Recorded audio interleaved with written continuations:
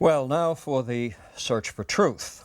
The search for truth is a search that can only be undertaken once one has defeated, or at least neutralized, the most cogent of sophist and skeptical claims against the very possibility of truth. And in any number of the dialogues composed by Plato, we see the skeptical position being taken head-on and an attempt made to refute it. Of course, the history of skepticism is one of the most formidable in the history of philosophy. Victories over it are always tentative. There's no final and telling defeat of skepticism in every form, but there are fairly good counters to the more worrisome skeptical claims. Some of these are cogently developed in the dialogue Plato titled Meno, named after the young Athenian aristocrat, Meno, who confronts Socrates and bids him hello. Now, Meno has been traveling, perhaps to Thessaly, which has a very great school of sophist teaching, as Socrates acknowledges at the very beginning of their conversation. Meno begins by asking whether virtue is acquired by teaching or by practice, or perhaps it resides within us by nature. Socrates recognizes the sophist source of questions like this, noting that one of their chief locales is the city of Larissa, which is Meno's hometown. So you see, the knowing readers or audience for this dialogue understand what's going on here. We've got someone from a sophist background raising one of these very interesting questions, likely to undo one's interlocutor. Where does virtue come from? Is it taught? Is it in us by nature, etc.? Now, unlike the sophists who answer all such questions, Socrates declares himself to be just another ignorant Athenian. You see, I'm not from Larissa, what do I know? In thus confessing his ignorance of the subject, Socrates disappoints Meno, who asks, "Am I to carry that report back to Thessaly? You see, shall I go back to my home community and say this man knows nothing about this important subject?" What Meno is testing is the sense in which anything can be said to be known. If it is not a subject that can be taught, then it must be known in some other way. But if it isn't an object that we can point to or hear or taste, then just what is it that is known? Virtue is spoken of so often and with such confidence, but what is its source? And how is it to be understood? If we don't know it by direct experience, we have no route to discovery. And if we can't define it, we really have no way of knowing just what it is we're looking for. Meno puts it this way: "How will you inquire, Socrates, into that which you do not know? What will you put forth as the subject of inquiry? And if you find what you want, how will you ever know that this is the thing that you didn't know?" So you begin to see the art of sophistical interrogation. Here we are, the stock sophist challenge to one who claims to be searching for the truth.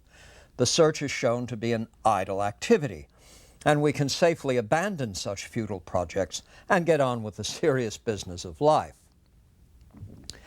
Now, Meno is attended by a servant boy, a young servant, in some translations a slave, a doulos, a young servant described by Meno himself as a barbarian.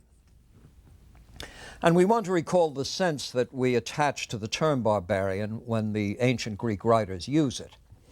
They are not referring inevitably to someone in a loincloth with straggly hair and grunting in no known form of language. Rather, they're referring to a non-Greek speaker, to someone who is not part of the Hellenic culture, to someone outside the bounds of Hellenic paideia. The Greeks did have a rather uppity attitude toward the non-Hellenic world. This was based on their own judgment that the non-Hellenic cultures had not achieved anything on the order of what the Hellenes had achieved, and therefore they should enjoy some pride of place when it comes to philosophy, the rule of law, the idea and realization of beauty, etc. One might say, to some extent, an earned uppityness. Nonetheless, there was a full appreciation of the fact that these different cultures produced persons of great power and nobility. The Greeks had been defeated often enough by alien cultures not to underestimate the abilities of their adversaries or their friendly neighbors, whether those were in Egypt or Persia or elsewhere in the known world. So to refer to someone as a barbarian is not to refer to someone of an inferior stripe, except in the cultural sense. Well, Socrates asks Meno if it's all right for him to ask this young servant boy some questions. By the way, has he had any education? And of course, Meno says, no formal education. Does he know mathematics? Well, of course he doesn't know mathematics. Barbarians don't spend a lot of time learning mathematics. Well, this much established, Socrates calls the boy over, and as he engages him in a kind of colloquy, Socrates starts sketching some figures in the sand. Now, we have a good idea of the sorts of things he was sketching. He asks the boy whether he realizes that if this is the case, then that's the case, and if this is so, then wouldn't that be so? And this goes on for a time. As the interrogation proceeds, it becomes quite apparent that the boy recognizes certain quite basic relationships of a mathematical nature, indeed of a geometric nature. And in the culminating series of questions, this now depending on how one interprets just what it was that Socrates was drawing in the sand, we're led toward the conclusion, perhaps tentative, but we are led toward the conclusion that the boy appreciates the fact that the area of a square is uniquely determined by the length of a diagonal drawn through it. Which is to say, the boy comprehends the truth of what? The Pythagorean theorem. Well, this is a very interesting discovery that Socrates has made, although Socrates knew all along what the outcome was going to be. And he then says to Meno, well now, did I give him the answer to this problem? Did I solve it for him? No, you didn't solve it for him. Well, is this something he learned in school? Was this in a course of studies completed or something he learned from tapes from the teaching company, etc.? No, it wasn't anything like that at all. So then the question that naturally arises is, well, how does he know it?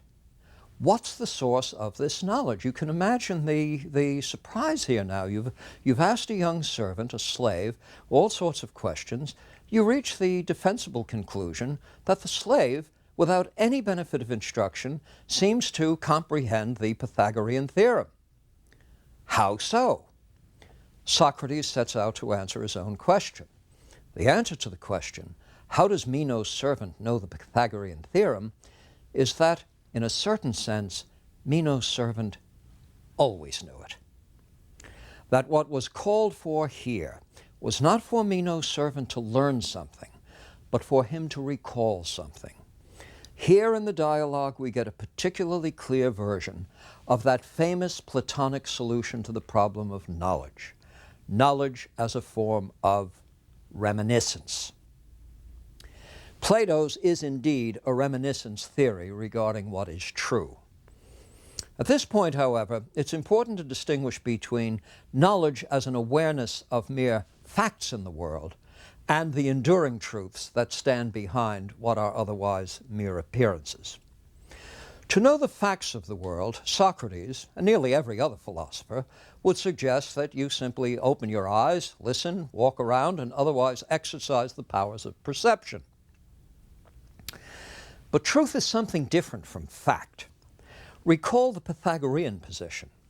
Truth is that which does not change. It is that which is eternal. It's not part of the ephemera of daily experience. It's something that abides. What is true must always have been true. It always will be true. Therefore, it is removed from the domain of purely sensory experience. It's removed from the domain of mere materiality. So this is now truth with a capital T, as opposed to facts with a lowercase f. Such knowledge of this kind of truth, could not possibly come about by way of perception. For everything we know that comes about as a result of the world making contact with sense organs, well, that can only be material things because the sense organs themselves are material. The world is a collection of material objects, the sense organs themselves material objects. So at the experiential level, what one has is an interaction between matter and matter. And of course, everything that is material is constantly in a state of flux. Heraclitus put it very well. If Heraclitus had written in Latin, he would have said, Nemo descensit bis in idem flumenem. No one descends twice into the same river. We usually render this in Latin, by the way. Nemo is no one. Captain Nemo is nobody. Now, the Heraclitean theory of the fluxes is a theory about the constant changing nature of what we would call the real world. To accept this is to be skeptical in the matter of perceptually based knowledge. If everything is in a state of flux, any knowledge claim we make can only be good for the moment. This might be a valid knowledge claim about the facts of the world, but surely not about ultimate truths, judged to be unchanging and eternal. Well, if such knowledge cannot be gained as a result of direct perception, how does one come to have it? Well, one has it, as it were, intuitively. That is, the soul, in some sense, possesses a certain power of comprehension, a certain reservoir of root understandings about ultimate reality, about ultimate truth. Now, one of Plato's debts to Pythagorean teaching is belief in the transmigration of souls. The proposition that there is some animating principle within us, some feature of psyche, which we translate as soul, that is immaterial, abiding, it predates the birth and persists after the death of the corporeal being. Through its repeated incarnations, it comes to possess a knowledge that no single person could command. With the death of the body, the soul is liberated. We find several times in the dialogues, in the Greek now, a play on words. Soma, sema. Soma is the body. Sema is a kind of prison cell. And the idea of the body now as a desmoterion, a kind of penitentiary. The body is a place that has shackled the soul during earthly life, and death brings liberation of the soul, and therefore the possibility of the soul recovering and gathering pure knowledge, which is its proper inheritance. If you are sensing some anticipation of Christian teaching in this, you're on the right track. Well, much of this is at work in the dialogue Meno. What Meno's servant is doing is, by way of philosophical guidance, reaching into a level of intuitive knowledge that is otherwise clouded by sensory experience, distorted by the mere facts of the world. As long as Meno's servant is allowing his soul to be occupied by the flotsam of perception, he would never arrive at these understandings. So we have then this answer, as it were, to the skepticism that is inherent in much of Sophist teaching, and inherent in much of the teaching of the Cynics, inherent in much of pre-Socratic philosophy. It's inherent in theories of fluxes, the constant change in the world, the changeable character of all things that exist, leaving us in the lurch with respect to knowing anything definite about it, anything you could really count on. I say this is all an answer to that. The other obvious debt to Pythagoras is in the very example that Socrates chooses when he brings the servant boy over and starts drawing figures in the sand. What is it he wants this to lead to? But a recognition on the part of Meno that what the boy understands is the Pythagorean theorem. Now, recall that the true rectilinear triangle is not something drawn. We've been over that. It's not something physical or material. The true rectilinear triangle is what is instantiated by a mathematical relationship. Remember Pythagoras and the divinity of number. A mathematical relationship which undergoes no change whatever, because there isn't anything material about it. To the extent that a rectilinear triangle is a physical object, it's changing all the time. To the extent that it's a fundamental mathematical relationship, that doesn't change at all. A squared plus B squared equals C squared is the relational statement that just is the rectilinear triangle. Now, drawn figures, drawn in sand or drawn on papyrus or drawn on paper, these are changeable sorts of things. They exist in a world of flux, wherein the soul is distracted from its proper course. We must make a distinction between a drawn triangle and the true form. The drawn triangle is an empirical thing, accessible to the senses, inevitably undergoing change and degeneration and ultimate destruction. The true form of the rectilinear triangle suffers no such fate. A squared plus B squared equals C squared was a truth that predates human history.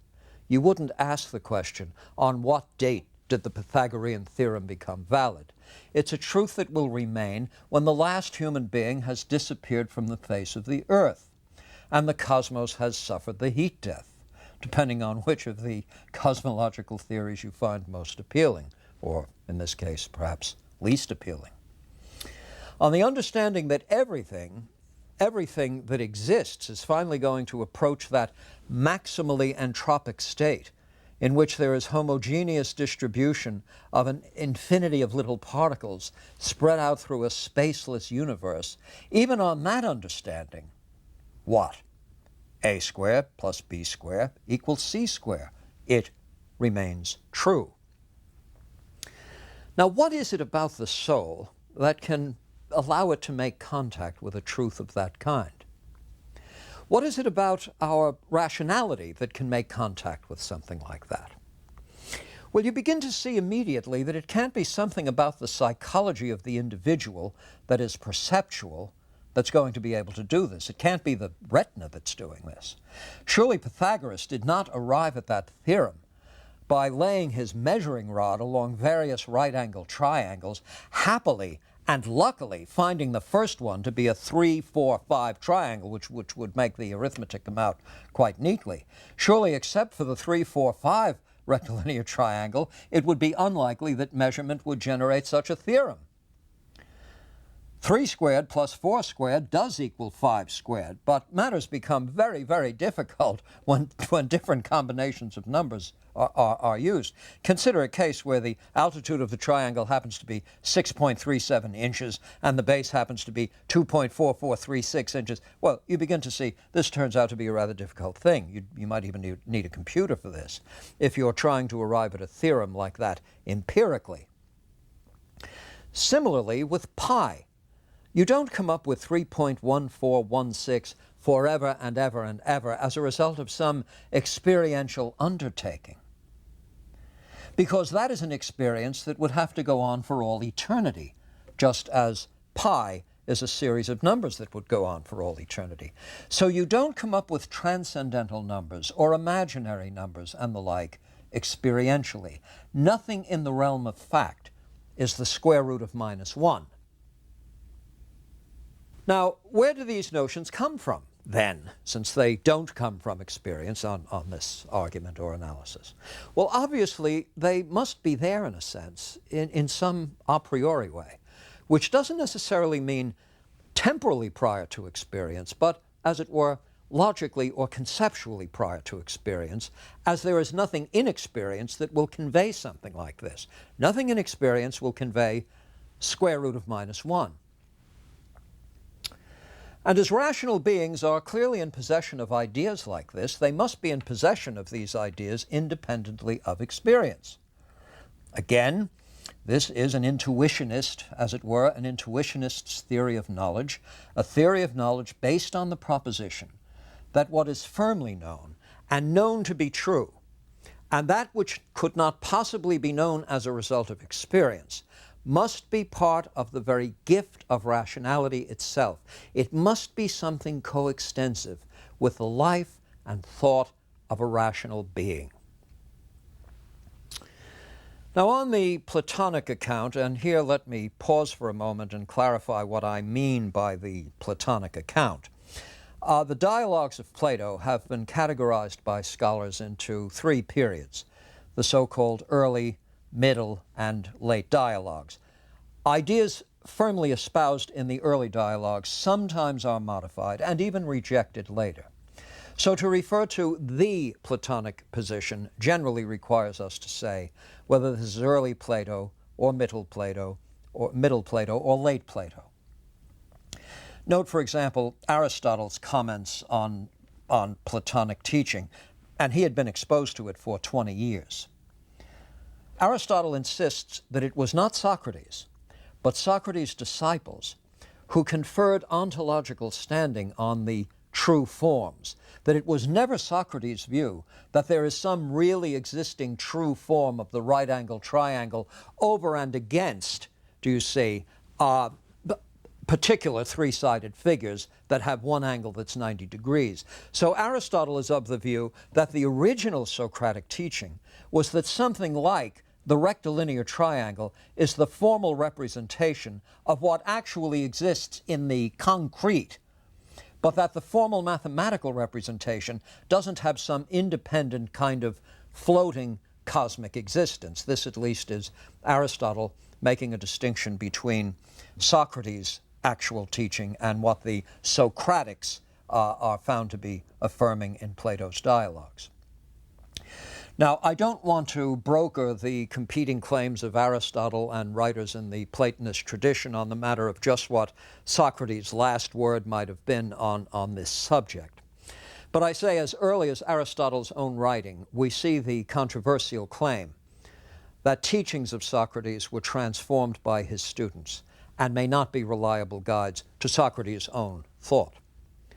The dialogues themselves may not be reliable guides as to precisely what Socrates' own position was, and this is part of the general Socrates-Plato question. How much of the dialogues is Socratic, how much is Platonic? There's a Platonic Socrates and a Socratic Plato. These are matters that we have fun with late at night and not so much right now. I don't plan to make these fine distinctions here, quite apart from the fact that much time really would be consumed by attempts to make these distinctions, is the more fundamental consideration. When what is at issue is one of the great ideas in the history of philosophy, it's far less important to determine what Socrates really believed than it is to determine whether the proposition is true and defensible.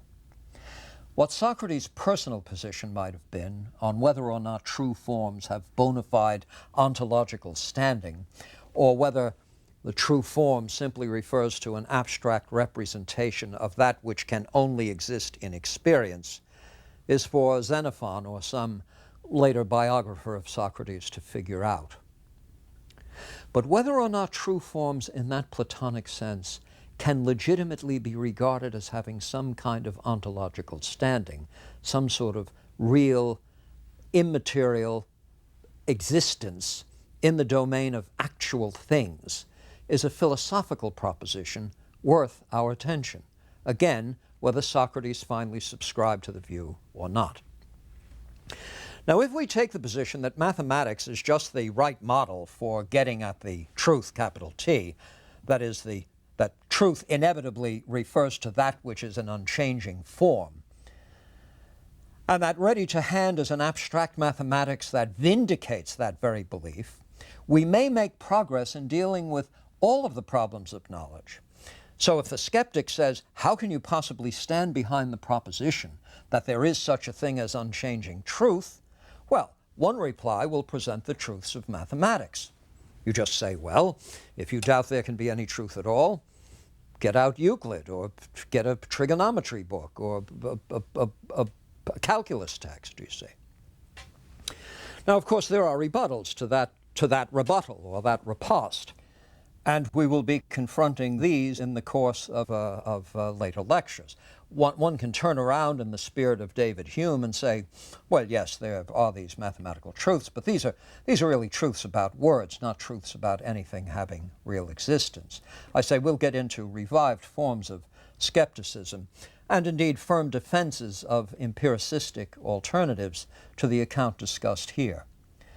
But Plato was satisfied that the truths of mathematics were sufficient to put skepticism itself on notice.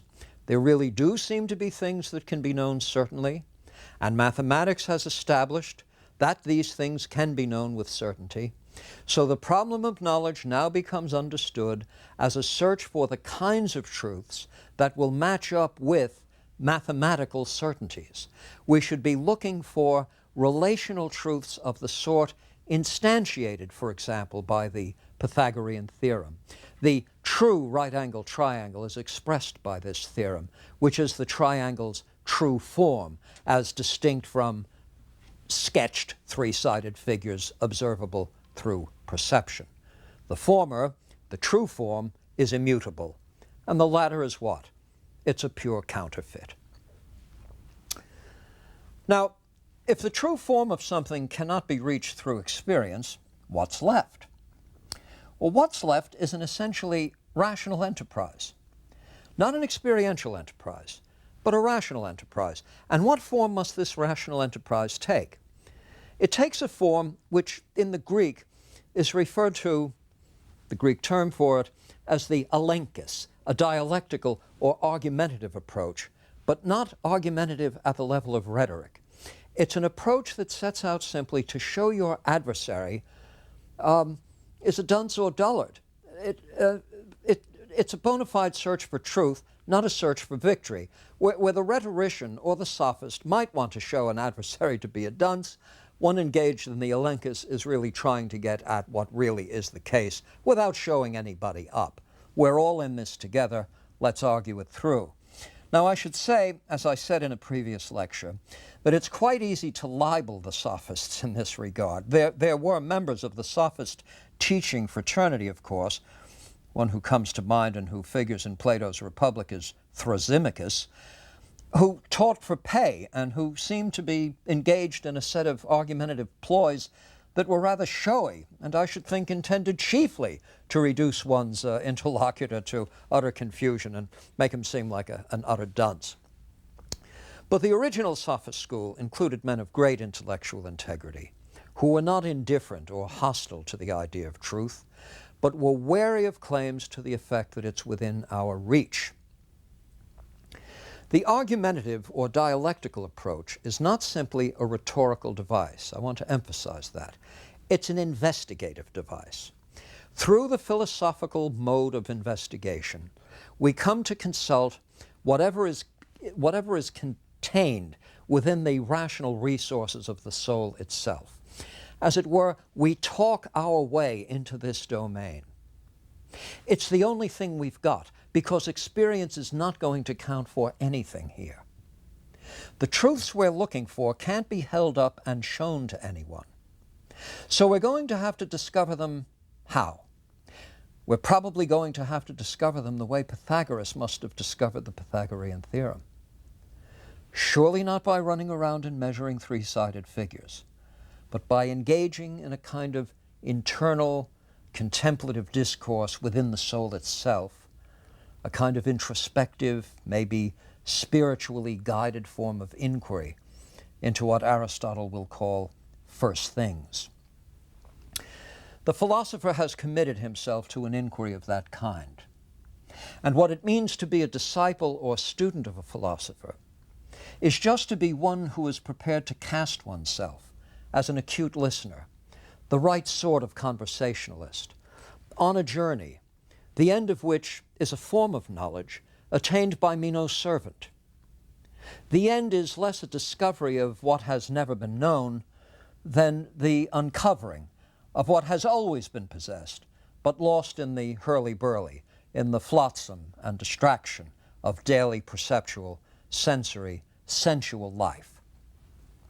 So we have at once, if not a solution to the problem of knowledge, a recognition of just what it is that makes knowledge problematical.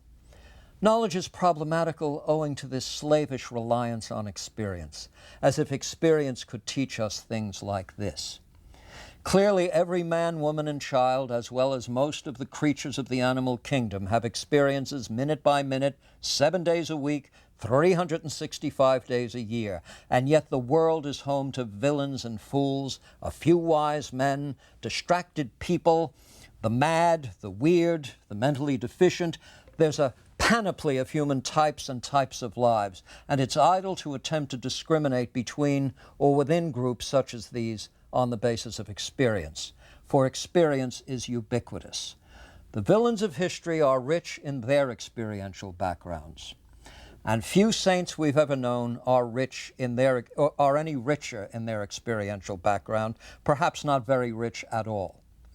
Well, the point is this. You can't make distinctions between the wise and the foolish on the basis of who has more experience. And if you can't make distinctions between the wise and the foolish on that basis, then on what basis will you make the distinction? That is to say, to add up that which itself never reaches the fundamental truths is to engage in an enterprise that is entirely nugatory. Well, then, the experiences of 11 people would not amount to anything versus the experiences of one. And if the experiences of 11,000 amount to no more than the experiences of one, the implications for democratic or majoritarian rule are clear. You begin to see then that Socrates is going to get in trouble in the radically Athenian state in which he finds himself.